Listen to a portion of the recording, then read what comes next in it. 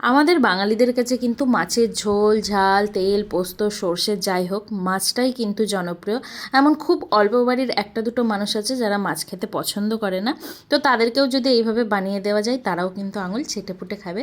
তো চলো রেসিপিটা দেখে নেওয়া যাক। প্রথমে মাছগুলোকে নুন, হলুদ, সর্ষের তেল মাখিয়ে ম্যারিনেট করে নিয়েছি।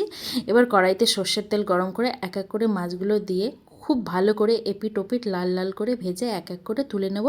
এবার ওই তেলে একটা এলাচ, দুটো তেজপাতা ফোড়ন দিয়ে কেটে রাখা টমেটোগুলো দিয়ে দেবো। আর টমেটোগুলো নরম হওয়ার জন্য দিয়ে দেবো লবণ। আর এখানে আদা, রসুন, কাঁচা লঙ্কা, গোলমরিচ, ধনে জিরের একটা পেস্ট বানিয়ে দিয়ে দেবো হলুদ আর অল্প সামান্য কাশ্মীরি রেড চিলি পাউডার। মশলাটা কষে তেল ছেড়ে আসলে দিয়ে দেবো একটু সর্ষে বাটা। সর্ষে বাটাটা 2 থেকে 3 মিনিট কষিয়ে হাফ কাপ মতন জল আমি এখানে অ্যাড করব। বেশি জল অ্যাড করলে, বেশি ফোটালে এটা তেতো হয়ে যাবে যেহেতু সর্ষে। তো ঝোলটা ফুটে আসলে ভেজে রাখা মাছগুলোকে দিয়ে ঢাকা বন্ধ করে আরও 10 থেকে 15 মিনিট অল্প আঁচে রান্না করে নিলেই কিন্তু রেডি।